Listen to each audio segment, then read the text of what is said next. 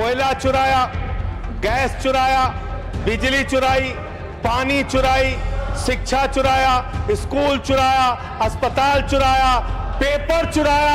हम लोगों ने सोचा अब क्या चुराएंगे, बोले हम चंदा भी चुराएंगे राम का। पेपर चोरी से लेके चंदा चोरी तक सारे चोरी के गुनाह में तुम लोग शामिल हो। किसान आंदोलन करता है तो खालिस्तानी हो जाता है, मुसलमान आंदोलन करता है तो पाकिस्तानी हो जाता है, नौजवान आंदोलन करता है तो चाइनिस्तानी हो जाता है। लेकिन मैं इस सरकार के बारे में कहना चाहता हूं, जो लोग AK-47 चलाते हैं, छात्रों के सर पे लाठियां चलाते हैं, आंसू गैस के गोले छोड़ते हैं, वो सरकार आतंकवादियों जैसा आचरण कर रही है, आतंकवादियों जैसा व्यवहार कर रही है। मैं ये कहना चाहता हूं।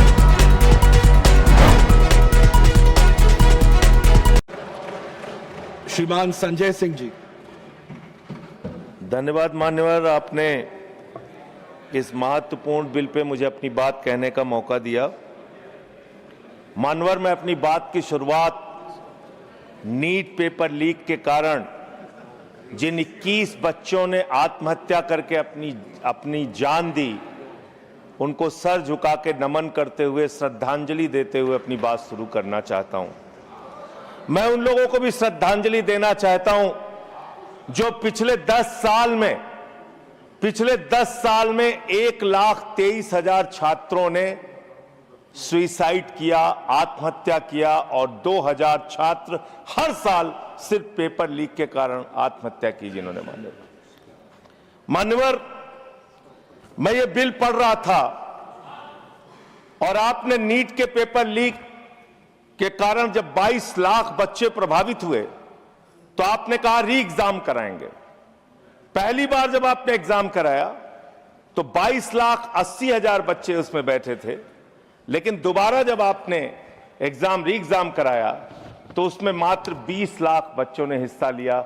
2,80,000 बच्चों ने हिस्सा नहीं लिया। उस गुनाह के लिए, उस पाप के लिए जिम्मेदार कौन है? दूसरी बात मान्यवर, यह बिल देख के मुझे लगता है कि सरकार खुद स्वीकार कर रही है कि देखो भाई, पेपर लीक तो होगा, पेपर लीक हम नहीं रोक पाएंगे, पेपर लीक होगा। हत्या के खिलाफ सख्त कानून बनता है, बलात्कार के खिलाफ सख्त कानून बनता है। तो कोई हत्या का अपराधी होता है, बलात्कार का अपराधी होता है जिसको सजा मिलती है। पेपर कराने की जिम्मेदारी तो सरकार की है मान्यवर, पेपर कराने की जिम्मेदारी तो सरकार की है। आपको अपने ऊपर कॉन्फिडेंस ही नहीं है कि आप ऐसा पेपर कराएंगे जिसमें पेपर लीक ना हो, यह आपको कॉन्फिडेंस नहीं, इसलिए आप ये कानून लेके आए। कानून में लिखा क्या है? इस कानून में आप लिख रहे हैं 2 महीने में इन्वेस्टिगेशन पूरी हो जाएगी, 3 महीने में ट्रायल खत्म हो जाएगा। 2 महीने में इन्वेस्टिगेशन पूरी हो जाएगी, 3 महीने में ट्रायल खत्म हो जाएगा।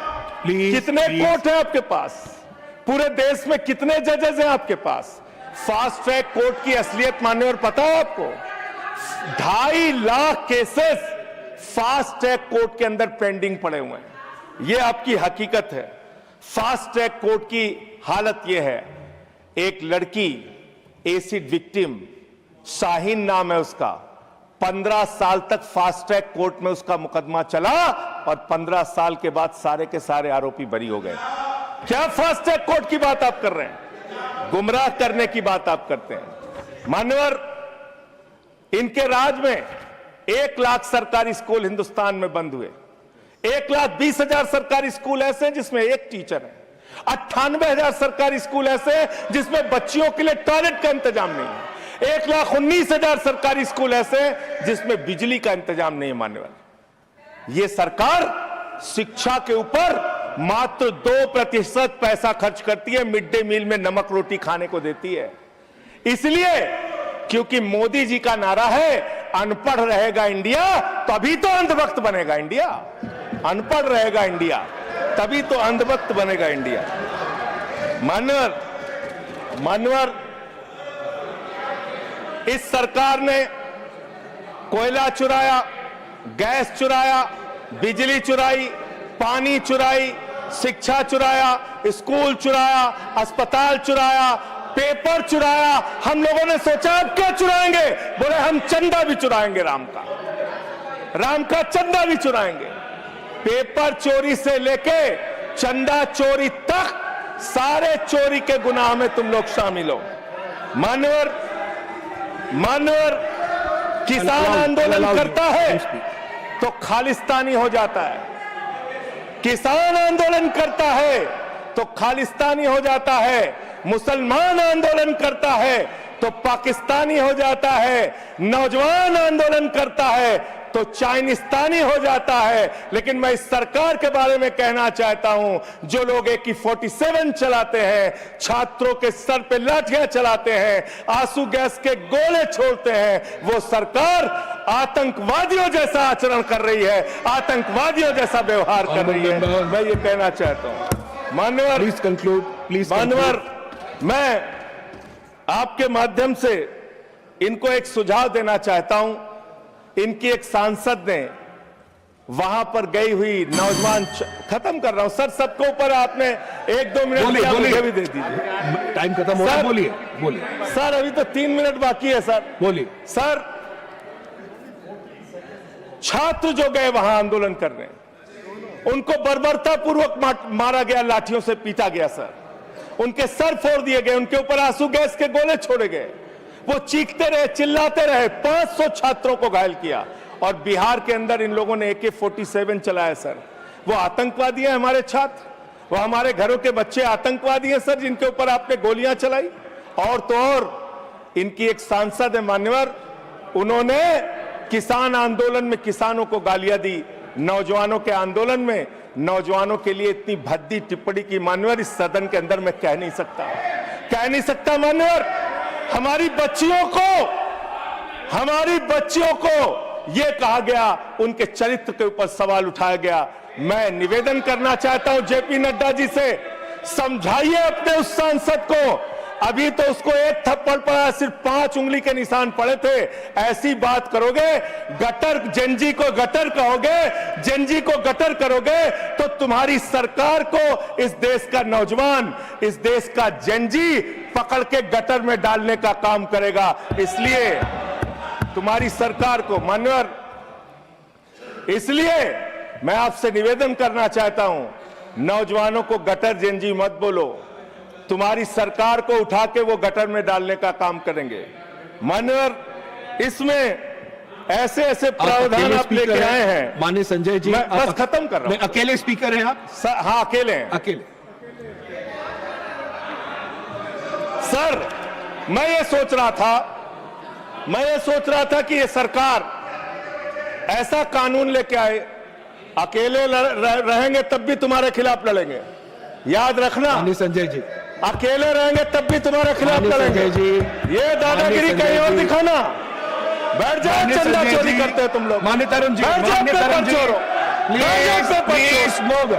माननीय Sanjay ji, address the chair, chair को एड्रेस करें, तुम लोग एड्रेस द चेयर। माननीय संजय जी, मैं खत्म कर रहा हूं सर। Address the chair. अरे नहीं, एड्रेस द चेयर। माननीय तरुण जी, पेपर चोर, प्लीज सर, मैं सोच रहा था संजय जी, अंतिम में एक बात खत्म। माननीय तरुण जी, पेपर चोर, प्लीज अकेला रहूंगा तो रहूंगा तुमसे, किसी गलतफहमी में मत रहना। किसी गलतफहमी में मत रहना। समय जा रहा है आपका, समय जा रहा है। हाँ, खत्म एड्रेस करिए सर, एड्रेस द चेयर। मान्यवर, मैं सोच रहा था कि आखिर ये सरकार ये पेपर चोरों के खिलाफ कार्रवाई क्यों नहीं करती। मुझे ये पता चला मान्यवर, ईडू टेस्ट नाम की एक कंपनी, खत्म कर रहा हूं, ईडू टेस्ट नाम की एक कंपनी जो गुजरात के अंदर ब्लैक लिस्टेड हुई, उससे बिहार में पेपर कराया गया, वहां भी ब्लैक लिस्टेड हुई, उसी से यूपी में पेपर कराया गया, वहां से भी ब्लैक लिस्टेड हुई। तो जो पेपर चोर हैं वो अहमदाबाद में ब्लैक लिस्ट हुए, बिहार में ब्लैक लिस्ट हुए, यूपी में पेपर चोरी की, क्योंकि उनको पेपर कराने का ठेका इसलिए मिलता है क्योंकि उनका संबंध। खत्म कर रहा हूं सर, 30 सेकंड सर, 30 सेकंड। उस ईडू टेस्ट कंपनी का पेपर चोर का संबंध देश के प्रधानमंत्री और कई राज्यों के मुख्यमंत्री से है। थैंक यू मुख्यमंत्री से है सर, मुख्यमंत्री से है, इनके फोटो मिल जाएंगे सर। खत्म कर रहा हूं, धमकी मत दिलवाइए सर। प्लीज कंक्लूड करिए। चोर हमको धमकी दे रहे हैं, ये चंदा चोर हमको धमकी दे रहे हैं। Anything unparliamentary will not go on record. Anything unparliamentary will not go on record. Please conclude करिए। I'll allow you. Please Chandrashekhar ji के अंतिम लाइन conclude करिए। तो आप ही आ रहे हैं सर, हमको Conclude करिए। I'll have to put that one. I'll allow you. Conclude करिए। बिठाइए Conclude करिए। उनके पेट पे दर्द शुरू हो हाजी गया सर। संजय जी, मिर्गी के झटके आ रहे हैं सर, उनको समझाइए। कंक्लूड करिए प्लीज। मिर्गी के मैं झटके आपको आ रहे हैं समय सर, उनको दूंगा। समझाइए मैं सर। आपको समय दूंगा। I'll give you the time, please. Conclude करिए सर। कंक्लूड करिए। अंत में प्लीज। चंद्रशेखर जी स्वर्गीय प्रधानमंत्री जी की एक लाइन के साथ अपनी बात कहना चाहता हूं। इस देश के नौजवानों की तरफ से आपको, जिन हाथों में शक्ति भरी है राज तिलक देने की, जिन हाथों में शक्ति भरी है राज तिलक देने की, उन हाथों में ही ताकत है सर उतार लेने की। इसलिए अहंकार मत करो। Thank you.